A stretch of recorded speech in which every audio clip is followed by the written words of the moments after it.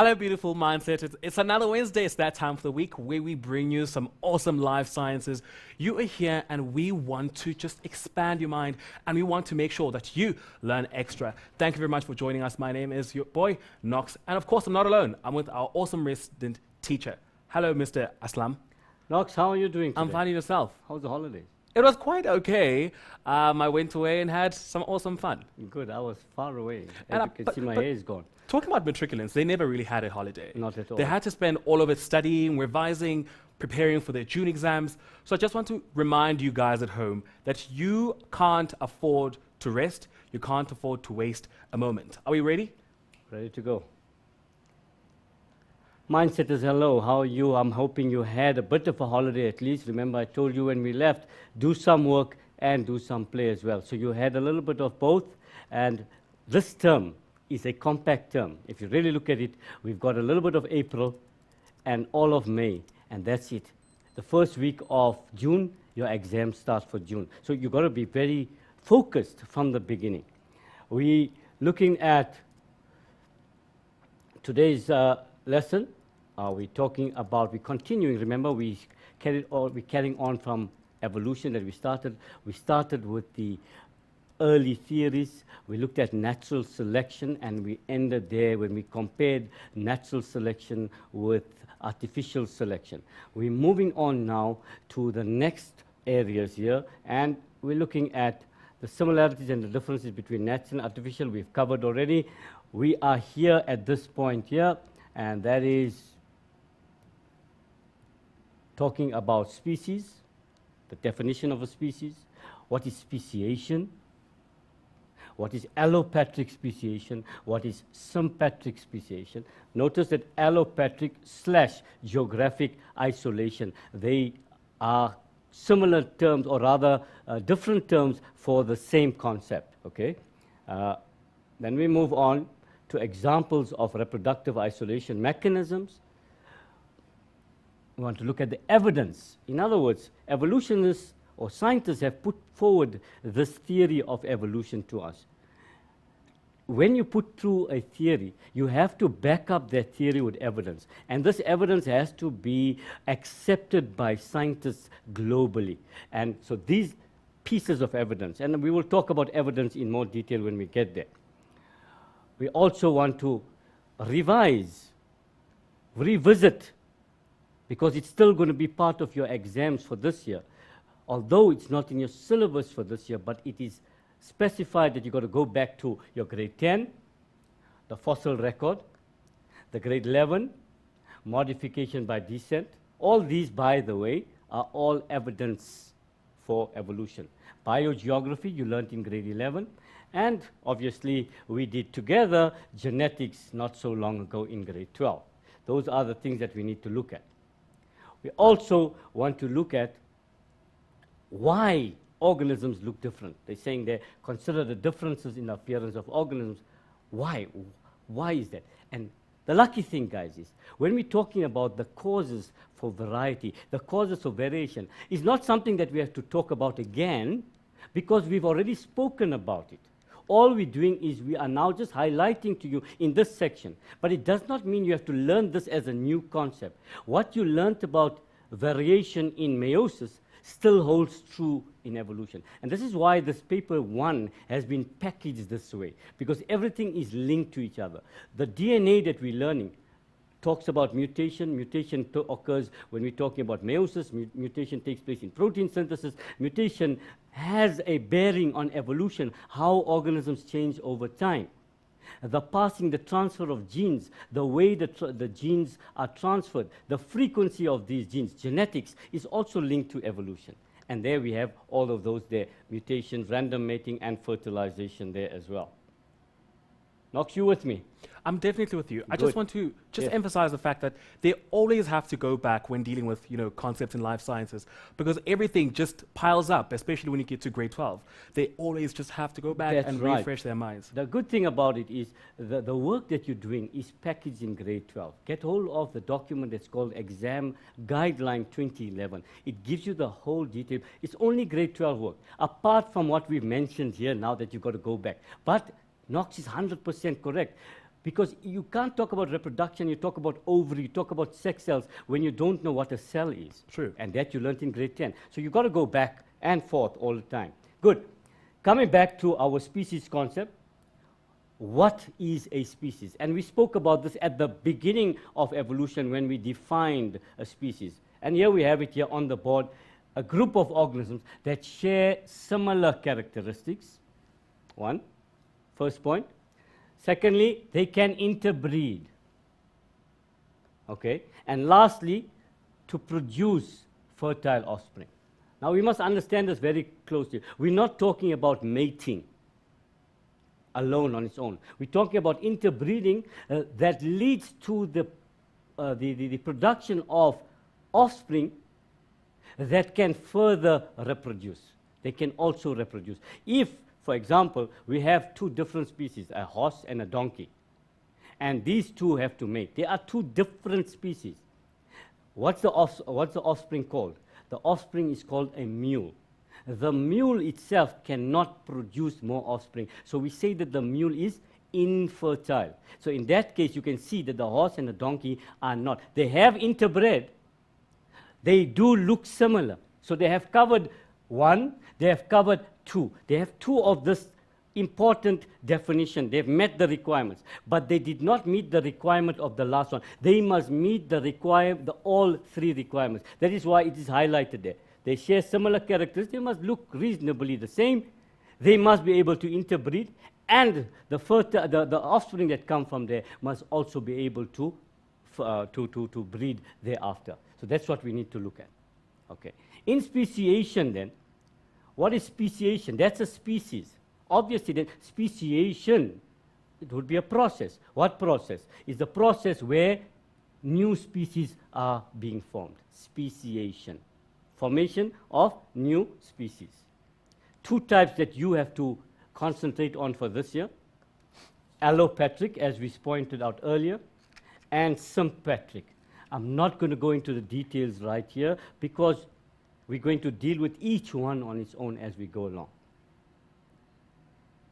Aslam? Yes, sir. I think I just have to quickly remind the mindsetters rather at home how to interact with us. Remember that you guys can go onto our Facebook page. That's www.facebook.com/LearnXtra. Or you can also visit us on Twitter. Our handle is @LearnXtra. Or you can send us an email if you want. Our email is helpdesk@learnextra.co.za, because I'm pretty sure that they already, have questions in their minds. Definitely, guys. And look, what Knox has just told you is not new to you. If you've been watching all the time, you've already got this under the belt. But we need to remind you that you need to post those questions so that we can deal. What we have here is one thing, but your questions are more valuable to us because that means we are clarifying the misconceptions or the concerns that you have. We hope, by the way we present this, we deal with misconceptions in a general form. But you out there, you, and you, all of you, have one problem or the other. So everybody will have a different problem. You post that on the side, and you will help each other. If somebody knows the answer, post your answer there. You're helping somebody else. That's the spirit we want to see all the time. Here, guys, just an example of what happens here. As you can see, a species of snake. From there, in different environmental conditions, we got a wide variety of these snakes then evolving over time. What you must understand, speciation does not take place over an hour. Speciation does not take place over a day. Speciation does not take place over months. It takes over many, many, many years. Many generations have to go for this to happen. And when speciation takes place, another misconception that I must clarify today, speciation does not mean that a particular organism changes. Once you say that the organism changes, you are talking about which scientist? Lamarck, that's the one. You're talking about Lamarck, because Lamarck said if the organism wants to change, it changes within its lifetime, and it then passes it on. Law of use, using it all the time, gets better, and then it passes the same characteristic off to the offspring. Remember the giraffe story. So the minute you say that an organism changes, you are bordering on Lamarckism. We have to talk about a population that changes. And how does this population change? Simple, guys. The frequency of particular genes increase and the frequencies of other genes decrease. Now, what the hell am I talking about? There's a lot of words. Frequencies of genes change. We are saying that, let's say, for example, blue eyes, the gene that codes for blue eyes, there's 10% in this population. And the gene that codes for brown eyes, there's 90%. So the frequency of the brown eye gene is 90%, and the frequency of the blue eye gene is 10%. Now, this may change over time. And let's say after many generations in this area that we are talking about, it's not the same population, obviously, because it's several generations later. Now, all of a sudden, we check the population, and there's 60% of the blue-eyed offspring. So that's telling you that the number of offspring that carry this particular gene is more. So that's what we mean, frequency. How many times is it repeating itself, the frequency? So that's what we are talking about. I'm hoping you're with me, guys. Knox, you with me? Definitely, yeah, all the way. There's a very, very important thing here. We have a viewer that is enjoying our show. Wonderful, right? But I think it's quite important for you guys to remember that even though you enjoy our show, you also have to use, all the other additional resources that we have for you. And how you can get hold of those is by visiting our website. That's www.mindset.co.za/learn/extra/live. That's it, Knox. You keep reminding them, and as they join us, as we're going along, we're going to get to the story there. So today, guys, I'm doing something slightly different from what we normally do. We're dealing with the concept. Remember, normally we do the whole concept thing, and then we go to the questions. Now, I found interesting 2 questions, the answers to which is the concept that we're discussing. And this is what you need to get used to. The more questions you tackle, the easier it will be for you to answer a question at the end of the year. Practice makes perfect. So we're starting the show today with this question. Describe how speciation occurs. By the way, it's adapted from March 2009, NSC question 2.3, paper 2. Notice, guys, remember, we are talking about paper 1 now. But this particular question, 2009, it was paper 2. Why? Because in the old version, up to 2010, the end of November 2010 or March 2011 actually, in the old version, what happened is evolution was in paper 2. And from November 2011, the newer version, which apparently we call now version 1, by the way, we call it version 1, the new version, the one that full-time learners will be writing at the end of the year. It is in paper 1. So just keep that in mind. So if when you want to revise evolution and you want to go to the old papers, 2008, 9, 10, and March of 2011, then you will look for paper 2. Also remember, currently as we are writing, they are also writing version 2. That means those from the old syllabus are writing in November. So if you want to look at 2011, 2012, okay, and March 2013, if you want to look at those papers and you're looking for evolution, you look at paper 2. But if you look at version 1, you're looking at paper 1. Remember that all the time. It's important. So this one here says describe. The verb is describe. Whatever comes after describe is what you have to do. What must you do? Describe how speciation occurs when a population becomes separated by a geographical barrier. So one important thing that you have to talk about is speciation. But remember, I said there are 2 types of speciation. And this particular speciation is telling you when there's a geographical barrier. That is the clue in this question. Okay? There's a barrier. Now let's understand first in our minds what we are saying. There's a population. They're living on a land. Something happens and the land splits in 2. Now there's land, island, and sea in between. The sea, most of you don't see that water can be a barrier. When you're looking at a barrier, you're looking at something solid. Must be a rock, must be a building. But water is a barrier.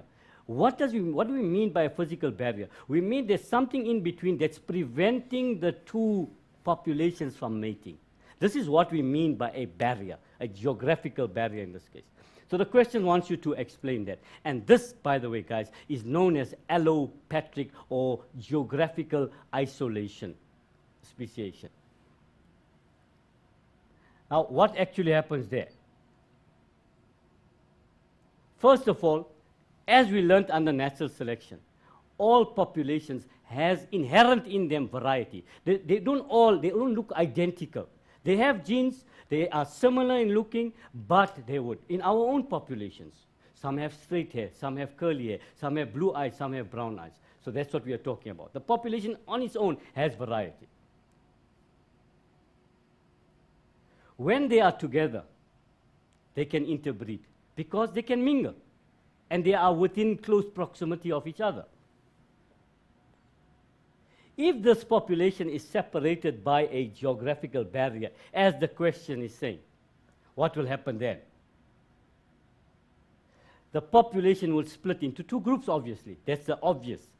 If it's split, that means one population is going to go one way, the other one is going to go the other way.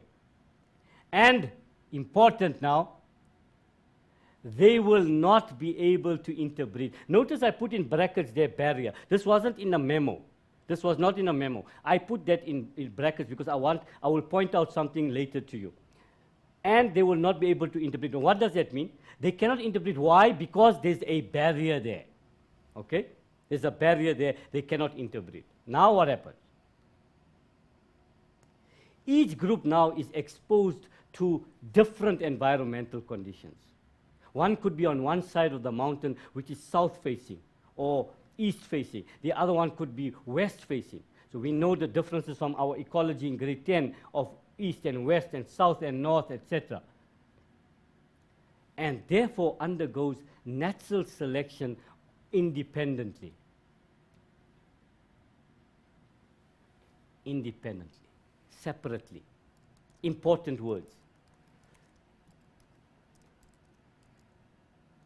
Each group now, because they're undergoing natural selection on their own, separately, may become genotypically, genes, genotypically means the condition of their genes, and phenotypically different. Genotypically and phenotypically, but important, different. This is the important thing. They have become different. But the group, not an individual, the group, this population, understand that what I said in the beginning. And even if they were to be together, in other words, if the barrier is removed, they may not interbreed. Now notice, we spoke about not interbreed earlier. Now we're saying, again, not interbreed. So in this memo, we're giving you marks twice for not interbreed. That is why I said earlier, I wrote barrier here. So the first not interbreed is linked to this barrier story. The second interbreed is even if we take away this barrier, they still can't interbreed. Why? Because they become reproductively isolated. Aye. Undo. Do. Good. Sorry about that. Aslam, Yes, well, sir. there's a question here. Shikash would like to know if he's right by saying that Lamarck had two laws. That's right. Okay, cool. But he would get no marks for that. So you have to tell us what the laws are. Got to name the laws. Yeah. Okay, cool. Unless, of course, the question was, how many laws did Lamarck have? True. Which It's I don't unlikely. think any examiner is going to ask. Yeah. He had two laws, yes. True. And just to True. remind Shikash, he said, Yeah. it's the law of use and disuse, and the law of inheritance of acquired or modified characteristics. We'll talk about that later maybe. Okay, so we here now again, leading to the formation of a new species. This is known as allopatric speciation. Now we can go back up. There we have the whole story there. The population had variety. When they were together, they could interbreed. That means they were in one area, they could interbreed. Now what happens? There's a physical barrier. They've been separated. This could be a mountain. This could be a river, whatever. Then what happens? The population splits into two separate groups. Now what happens? Each group is exposed to different, because the environment is different. And because of that, each undergoes natural selections on its own, independently. Because of this, they may become genotypically and phenotypically different. So different that even if they were put together, they may not interbreed or they become reproductively isolated. In other words, when they get together, maybe their breeding seasons have changed. The one's breeding in summer, the other one is breeding in winter. Maybe the mating calls have changed, etc. Whatever, we'll talk about that also later. Leading to the formation of a new species. This is known as allopatric speciation. That is a mouthful you guys have had. I've gone through an important concept, allopatric speciation. I think you've earned yourself a little break. So thank you very much, guys, for joining us. Make sure that you join us after this break. Take a break, take a breather, walk outside, drink water. See you after this.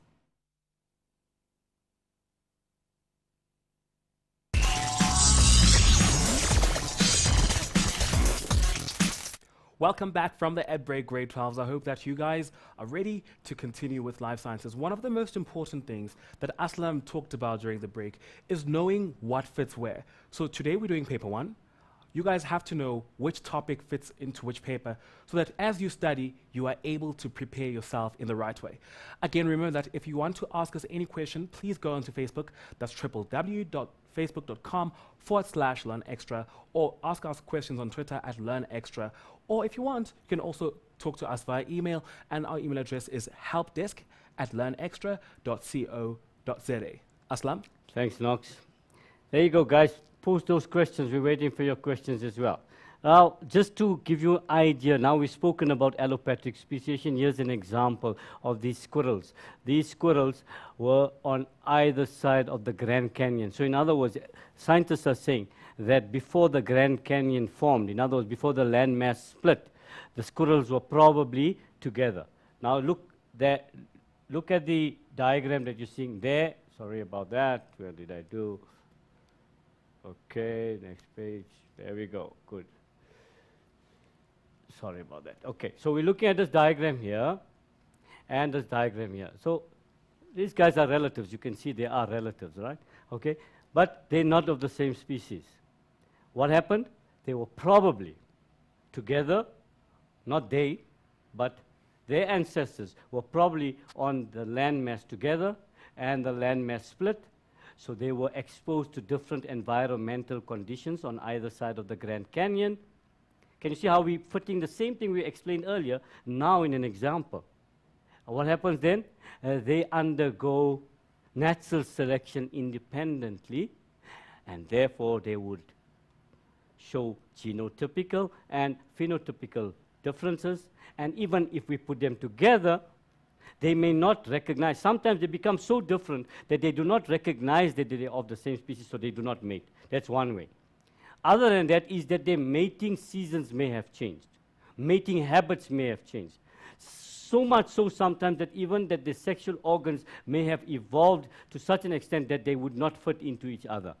So those are some of the reasons that will be put forward. And just to give you an idea of some of the barriers that we are talking about, there you have your snow-capped mountains, there's water as a barrier, there's an island on this side, island on that side, etc. And let's look at the one from the textbook. This one here talks about the famous islands that Darwin studied, the Galapagos Islands.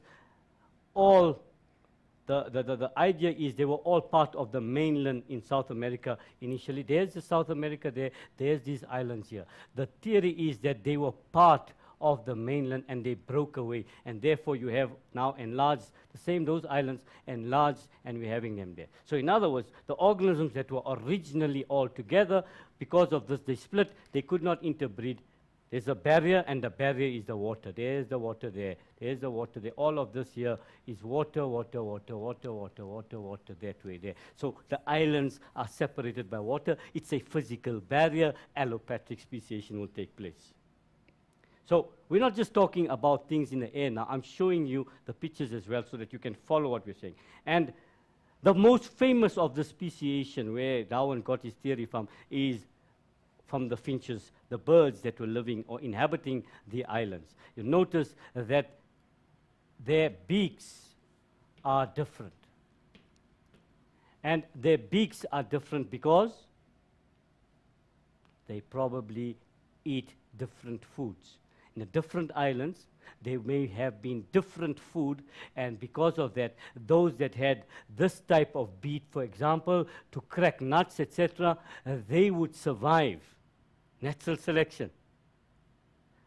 In that island, this one was stronger, so it survived. In another island, that one didn't survive, but this one survived, and so on and so on. So the different beaks are for the different food that is available on the island. I'm hoping we've round up allopatric speciation, and we go again to a question. But before the question, Aslam, Yes. I just want to really emphasize to the matriculants that when the study was done, right, to natural selection and what you just talked about, the beaks, the study was basically done using the pigeons on the Galapagos Islands, right? Finches, But finches, rather. But when you answer your question, remember that they can bring any other type of species. They might bring in your giraffe, they might bring in your tortoise. All that you have to know is that you still have to apply the same principle from the finches in your, other different type of animal that has been given to you. Absolutely, Knox, absolutely. You've got to be able to, as I've been saying over and over time, you've got to adapt what you are doing, and you've got to get your act together in terms of understanding there's new information, fit it with the old information that you have. Good, there we go. Describe how sympatric speciation occurs. Arrow again. Now watch, I want you people to note as we are going along with this, how similar the answer is. Right? I want you to note that. Let's go down. We start off there. There is variation in the population. That obviously has to go away. Let's just take that out. There is, hey, that looks like a little clown that I see there. Wow. I like it, though. I'm getting good, eh? Ghostbusters. Okay. There we go. So notice again, whether it's sympatric, whether it's allopathic, the first sentence that you're going to say is that there's variation in the population. What happened there? I pressed something. Okay. Now, watch this. This is highlighted now. I'm pressing the wrong buttons. Okay. That is highlighted. Population occupies the same area. Oops. This arrow is going to drive me insane today. Okay. The population occupies the same area. Why? Sympatric implies that there's no physical barrier. That is why. So in sympatric, they are in the same area and speciation occurs. So there's nothing physically stopping them from mating with each other. This is what we mean. So you have to say that here. This is, in this particular memo, there was an asterisk put here as well. This was a compulsory mark. Over and above, whether it was 7 marks or what, if I can remember, there were 2 marks that were compulsory. This first one here, and the second one there. Arrow. There we go. I am pressing something. They may separate into different groups, different niches, due to difference in behavioral patterns, feeding habits, or due to polyploidy. Now understand what we are saying here. These 2 points are compulsory because this is what makes sympatric speciation different from allopatric. One is that there's no barrier. You have to mention that. And secondly, then what causes them to separate then? So you're explaining there is no barrier, but they do separate into different areas, much like how you would do on a playground. You go to school and it's now break, and some of you will prefer to sit near the tuck shop. Others will prefer to sit nearer the toilets. Others may prefer to sit behind the buildings for what? God alone knows. But each one got their own niche, you want to call it, their own spot, our spot. This is our spot. So in the same way, these organisms, they separate into these different niches because of their behavior patterns or their feeding habits or because of polyploidy. Arrow, good. Again, now watch what happens. Something is going on here. Each group undergoes natural selection independently. Did we talk about that before? Yes, we did. So we started the same. We said something in the earlier one, we said there was a geographical barrier. We've taken that out now, and we've replaced it with there's no geographical barrier, and we explained how they separated, why they separated here, etc. Now, what? It goes back to what we originally had. Each group undergoes natural selection independently and develops differently. There's a lot of P's that have come in between there. Just ignore the P's for now. And they become differently, genotypically and in other words, what we can say, that they became genotypically and phenotypically different. That's what we are saying there. Now, notice we're using another word here, gene flow. Gene flow or reproduction between the different populations does not occur. In other words, what we are saying is no interbreeding. I deliberately left the gene flow there so that you know when you see, when they talk of gene flow and no gene flow, it's the same as saying interbreed and no interbreed. When we're saying gene flow, that means that genes are flowing between these organisms. That means they are mating and therefore they can exchange genes. So that's what gene flow means, okay? So understand that.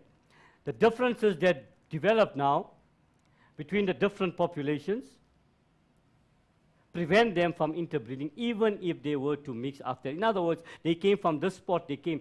Obviously, if the organism wants to go from this side of the lake to that side of the lake, it may have to cross other zones. He's not going to go always right round in a fringe.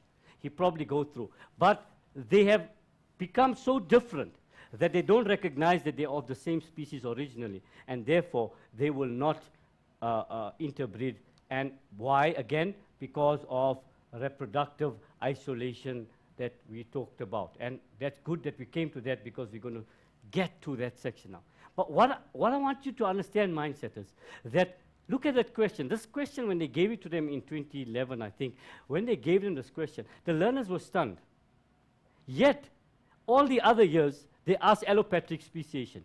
Now, you look at this one, if there were 7 marks, and if there were 2 marks that were compulsory. So even if you wrote allopatric speciation, if you wrote the other parts, at least you would have got that mark. I'm not saying you must do that in an exam. Please, don't misunderstand what I'm saying. But what I'm telling you is, why must you learn 2 things? Here's allopatric speciation, here's sympatric speciation. Why must you learn these sentences twice? You've learned it once, keep it there. Whatever speciation takes place, this has to follow. And your first point, there is variation. The only difference is there a barrier? Yes, allopatric. Is there a barrier? No, sympatric. So you're going to explain that. So get that in your head. There is not 2 different concepts. It's the same concept, but we're talking about whether it happens because of a barrier or not. That's all we want to know there. Okay, good. What were the key words when you are discussing? Remember when you did natural selection, I told you there are certain key words. They were many offspring, variety, competition, survival of the fittest, natural selection. Those 5 words must give you 5 sentences to explain natural selection. Now, what about speciation? Look at this. First of all, population together can interbreed. That's your first point. There's variety. You can even put that either way. It doesn't make a difference. Separate the population. Separate is your key word. Either by a physical barrier, then it's allopatric, or no barrier, then it's sympatric. Simple.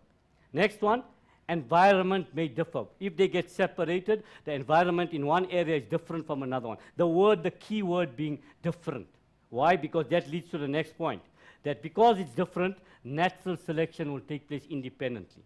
And because natural selection takes place independently, genotypically and phenotypically, they will become different.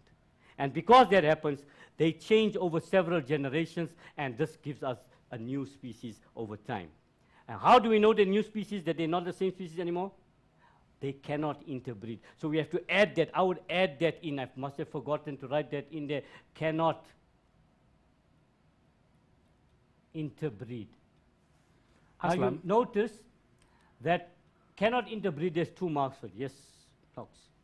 Okay, so there's a question here, right, yes, from Silo. So Silo wants to know if speciation is like the use of, is like the law of use and disuse for Lamarck. Not at all. Okay. Please, Silo, speciation is a Darwinian concept, not a Lamarckian concept. Okay? When we're talking about Lamarck said that the organism itself changes.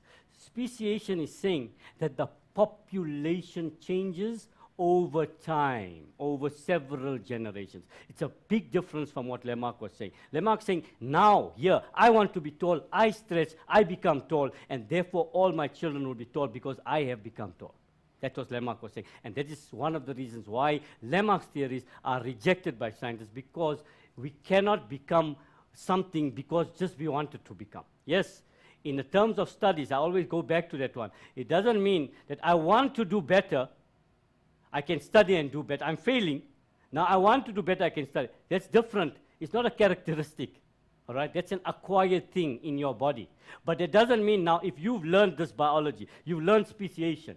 Now you have a child. Your child will come out speaking. You know what is speciation? Is allopathic speciation. Your child won't say those things there. Okay? So understand that. Cello, please. I'm great. And don't feel bad that you've asked that question. It's important that you've asked that question, because just like you, there may be thousands of other learners that have the same misconception. And when you ask this question, you're helping us to get rid of the misconception. All right. Just to give you the examples now of the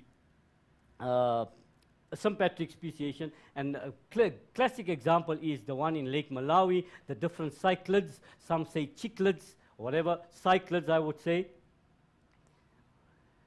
Over this area, this is what happens. Now watch what happens here.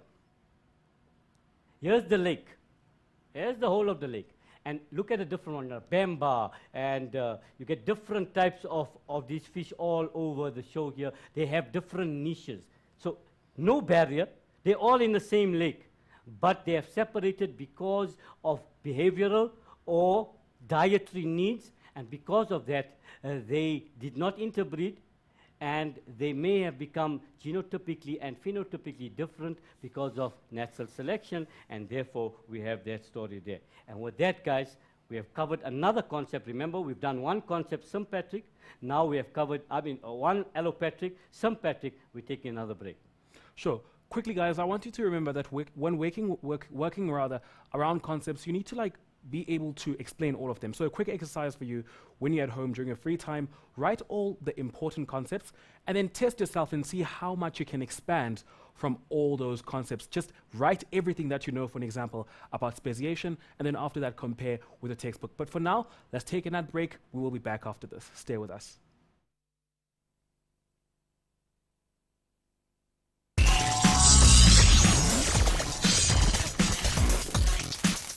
Welcome back from the break, matriculants. I hope that you guys are ready and excited again as we continue with some life sciences. Now, recently you'll remember that we ran a book competition, right?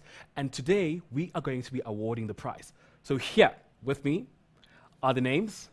And what Aslam is going to do is that he's going to pick out one name. And that person will be the person to walk away with the book prize. Aslam. I have a good feeling about this. Do you? Yeah. Okay, let's go. May just be me. There you go. And the winner of the book is Franz from Emalahleni. Now, which book will Franz get? Oh, you mean there's another draw? Yes, another draw. Franz, you better keep your fingers crossed. Boom. Okay, so let's see which book Franz is going to get. So he's going to get Clockwork Angel by Cassandra Clare. Congratulations, Franz, and I hope that you enjoy your prize. Remember that if you want to ask us any questions, you can go onto our Facebook page. That's www.facebook.com. It's www.facebook.com/Learn Xtra. That's the first one, eh? That's just the first one. So we love our mindset. We just want to giving out, guys. Just giving out everything. Giving out. Okay, let's go. Boom. Okay, who is the second winner? This is Tsecho from Pretoria Girls. So, which book will you get? Tsecho, let's see what book we can pull for you. Kaboom. She is going to get the book by Nelson Mandela, Conversations with Myself. Wow. Congratulations, guys, and I hope that you enjoy all your prizes. Once more, I just want to say thank you very much to Macmillan for sponsoring today's show. This show will not have happened without you. All the mindsetters in South Africa just want to say thank you, thank you, thank you. Aslam? Thanks, Knox. Let's move on, guys. We're moving towards the end. how do we create these new species that we are talking about? And I said I'm going to come back to reproductive isolation. There we go, there's your reproductive isolation. It could be either because of a geographical isolation, barriers, as we spoke about. I'm not going to go into the details there. Or a temporal isolation, temporal by separated by time, temporal by time. That means some organisms move around at night, nocturnal, some during the day, diurnal, some or by months or by years, different seasons, etc. All of that will come under that. Or behavioral isolation. In other words, they're separated by behaviors like mating calls. Mating calls may be different. Their physical traits, that means the organs that they use for reproduction are different. Or their mating dances, their behavior, their way in which they attract mates may differ, and because of that they become isolated. If it's different, they isolated means they cannot get together. So this is what we mean when we talk about reproductive isolating mechanisms. We move on to evidence provided by scientists for evolution. And guys, most of this is revision because you have done it before. So I'm going to run through this quickly and then we will tackle the questions. The first one there, special area of interest, is the paleontology. That is the study of fossils. Remember, paleontology, the study of something, or of fossils here. Logy always means the study of something. When you say logist, paleontologist, that means that's the person who studies the fossils. So be careful. If it's asked in a terminology, you may be penalized if you give the wrong answer there. And as we know, what a fossil is a trace of an organism that was living at a certain time. What's so good about this paleontology? First of all, the fossils that are found there show a sequence of events that happened in Earth, according to scientists. Further, fossils show some degree of development over time, from very primitive to more the modern and more complicated or complex. And fossils provide evidence, obviously, of life forms that existed in the past and may be extinct now.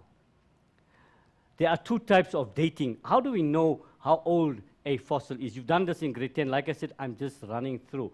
One is relative, and the other one is absolute or radiocarbon dating. Relative meaning according to its position in the rock. The lower down it is, the older it is. It's just something like if you are collecting magazines. If you read January's magazine, you put it on the floor. February, you read the magazine, you put that on top of the January one, and so on and so on. And if you stack them, that one, January is right at the bottom, December will be right on top. So the oldest one will be at the bottom. That's relative. So we can't be accurate with that one.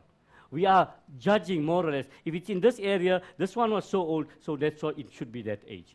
But absolute means you've got to be more accurate. How? By radiocarbon dating. In other words, we look at the elements inside and how they decay over time, and we then date it according to that. In other words, how much there was originally, how much there is left, and what is the rate of decay of that particular element, in this case, carbon. Good. The next evidence we talk about is anatomy. And here we talk about homologous structures. And if you look at this example, it explains it very nicely. These are all different organisms. The four limbs of these mammals in different orders, they all come from different orders. They have skeletons that consist of similar bones. In other words, the plan is the same as we go along. This suggests, according to evolutionists and scientists that believe in evolution, that they had a common ancestor. Why would they have the same plan? If you look at the colors, you see the plan there, and you've done this in grade 11. And like I said, similarities between the structures show definite relationships between these organisms, which is of a common ancestry. The next one is analogous. Now, here again, terminology. Remember, homologous. When we talk about homologous chromosomes, they are chromosomes, or one of maternal, one of paternal, coding for the same characteristics. So don't confuse that with homologous structures. Homologous structures are structures that look similar and are thought to be of common ancestry. Analogous, now you look at, in this case here, they are different structures and they have different patterns, and because of that, they will take on a different form. For example, if you take the wing of an insect and the wing of a bat, There's your wing of a bat. See, it's made up of bones. But the wing of an insect is made up of membranes. They have a different structure as such, but they have the same function. In this, scientists say, because they look different in this case, because they are of different origin. They do not share the same ancestor. So homologous share the same ancestor. Analogous, they do not share the same ancestor. And we move on. Last one here is vestigial structures. And I'm using the human ones because it'll make more sense to you. You notice our ears, we have muscles that can turn the ear in different directions, but we do not use them. So scientists are saying, why do we have those muscles there then? And they're saying we have it because along the evolution pathway, our ancestors had it, so therefore, this is proof that we came from a common ancestor. Also, your wisdom teeth. Why is it there? They just give you a problem, the wisdom teeth. Okay, that's a problem. Well, it's not a problem, but that's evidence again. Appendix, the one that you don't even know exists until it starts troubling you. Okay, scientists say they do not know, they do not clearly understand the function of it. So why do we have it? Because the other organisms had it, and therefore common ancestry. And the last one is this coccygeal, or the coccyx, the last few fused vertebrae on the vertebral column. Also, that comes from the tail of other vertebrates, animal, and therefore they're saying we have this because that's a reminder of our common ancestry. Biogeography shows that species distributed can be explained by evolution. How?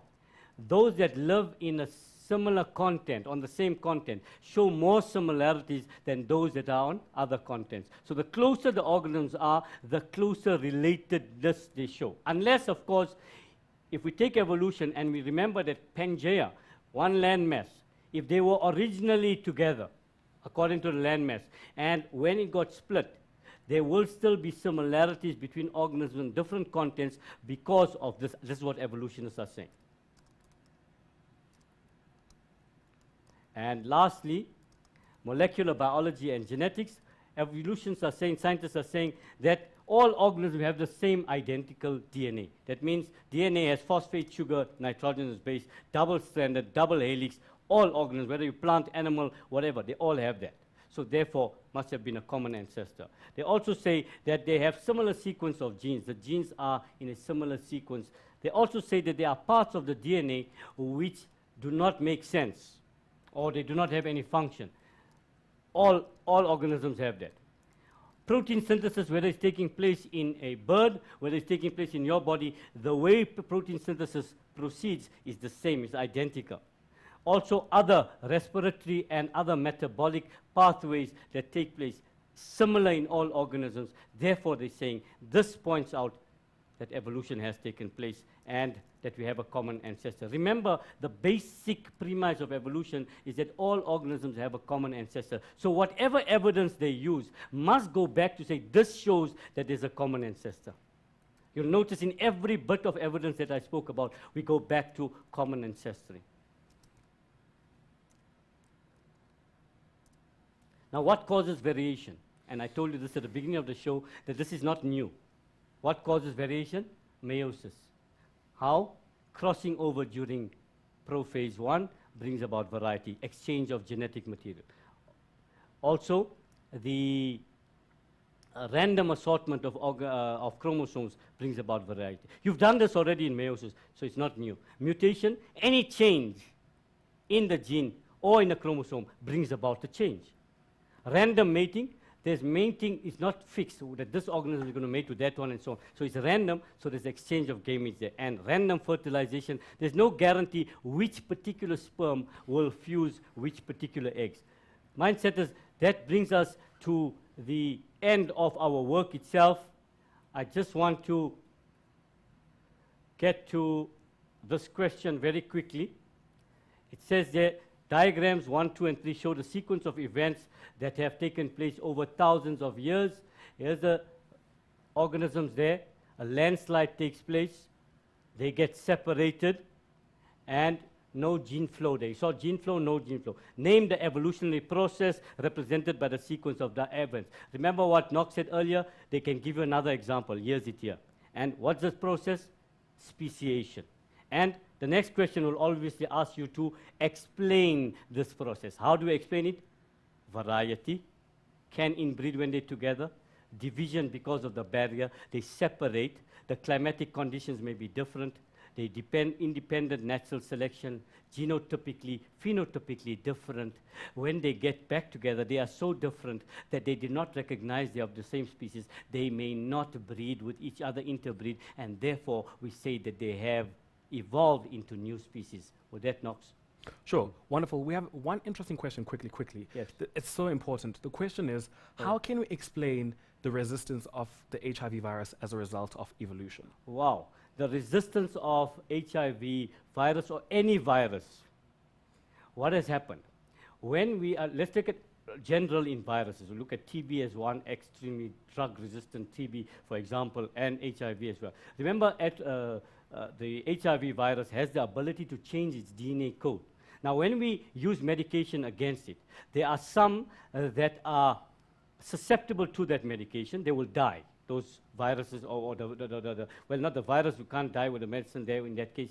But if we destroy them, then those ones get destroyed, but the others are resistant, so they survive. So what has happened? What are we talking about? How is it linked? Natural selection.